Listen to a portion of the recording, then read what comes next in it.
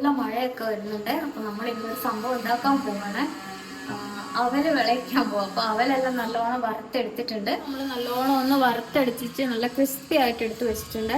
പിന്നെ തേങ്ങ നമുക്ക് വറുത്തിടാൻ വേണ്ടിയിട്ട്, പിന്നെ ജീരകവും ഏലക്കായും പൊടിച്ചത്, ശർക്കര ഉരുക്കി നല്ല പാനിയാക്കി വെച്ചിട്ടുണ്ട്, പിന്നെ നെയ്യ്. ഇത്രയും സംഭവങ്ങളാണ് വേണ്ടത് കേട്ടോ. പിന്നെ നമുക്ക് വേണമെങ്കിൽ എള്ളും പിന്നെ അണ്ടിപ്പരിപ്പും മുന്തിരിയും കൂടെ വേണമെങ്കിൽ ചേർത്ത് കൊടുക്കാം. നമ്മളിന്ന് കയ്യിലില്ലാത്തത് കൊണ്ടും വേണ്ടാത്തത് കൊണ്ടും അത് മൂന്നും ചേർക്കുന്നില്ല കേട്ടോ. വേണമെങ്കിൽ ടേസ്റ്റിന് വേണം ചേർക്കാം, നല്ല ടേസ്റ്റ് ആയിരിക്കും. അപ്പൊ നമുക്ക് ഇത് എങ്ങനെ ഉണ്ടാക്കുന്നുണ്ട്, ഇതിലാണ് ഉണ്ടാക്കുന്നത്. ഒരു ഉരുളിയില് നെയ്യ് നമുക്ക് ഇട്ട് കൊടുക്കാം ആവശ്യത്തിന്. ഇവിടെ വലിയ മഴ വരുന്നുണ്ട് കേട്ടോ, ഇരുണ്ട് മൂടി വരുന്നുണ്ട്. എപ്പോഴാണോ പെയ്യുന്നതെന്നൊന്നും പറയാൻ പറ്റില്ല. ഇടിയും എല്ലാം കൂടെ ആയിട്ട് വരുന്നുണ്ട്. കറണ്ടെല്ലാം പോകാനുള്ള സാധ്യതയൊക്കെ ഉണ്ട്. അപ്പോഴത്തേക്കും നമ്മുടെ അവലൊക്കെ റെഡി ആവുകയാണെങ്കിൽ നമുക്ക് മഴയത്തിരുന്ന് കഴിക്കത്തില്ല. വന്നിട്ടുണ്ട്. നമുക്ക് ഇതിനകത്തോട്ട് കുറച്ച് തേങ്ങ ഇട്ട് കൊടുക്കാം. തേങ്ങ നല്ലോണം ഒന്ന് വരട്ടിയെടുക്കണം കേട്ടോ.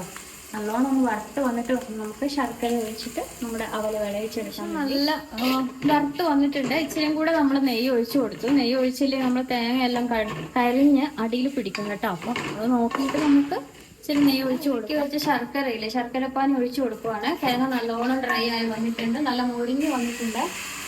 ഇനി ഇത് നല്ലോണം ഒന്ന് വറ്റിച്ചെടുത്തിട്ട്, വറ്റിക്കുമല്ല കുറച്ചൊന്ന് ഇതായി വരുമ്പോൾ നമ്മുടെ അവലും കൂടി ഇതിലിട്ട് കൊടുക്കാം കേട്ടോ.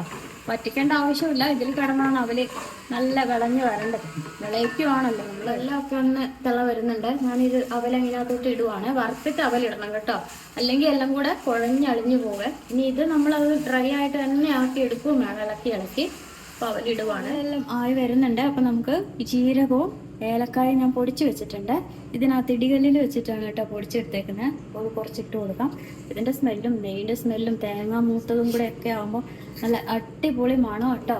ഇനി നമുക്ക് ഇളക്കി കൊടുക്കാം. അവല് വിളയിച്ച് എല്ലാം റെഡി ആയിട്ടുണ്ട്. നല്ല ടേസ്റ്റാണ്. അടിപൊളി എന്ന് പറഞ്ഞാൽ അടിപൊളി. ഇനി ഒന്ന് ഉണ്ടാക്കി നോക്കണം കേട്ടോ. പെട്ടെന്ന് നമുക്ക് ഉണ്ടാക്കാൻ പറ്റും. തേങ്ങ ചേരേണ്ട പണിയും പിന്നെ ശർക്കര എടുക്കേണ്ട പണിയൊക്കെ ഉള്ളൂ. ഇച്ചിരി കഴിച്ചു നോക്കട്ടെ. ചൂടോ കഴിയും പൊളി വായും പൊളി കേട്ടോ. ചിലവൻ തട്ടി കൈ പൊളിയേ. അങ്ങനെ ചൂടും അല്ലേ, അടിപൊളി ടേസ്റ്റ്. എല്ലാവരും ഒന്ന് ഉണ്ടാക്കി നോക്കണം.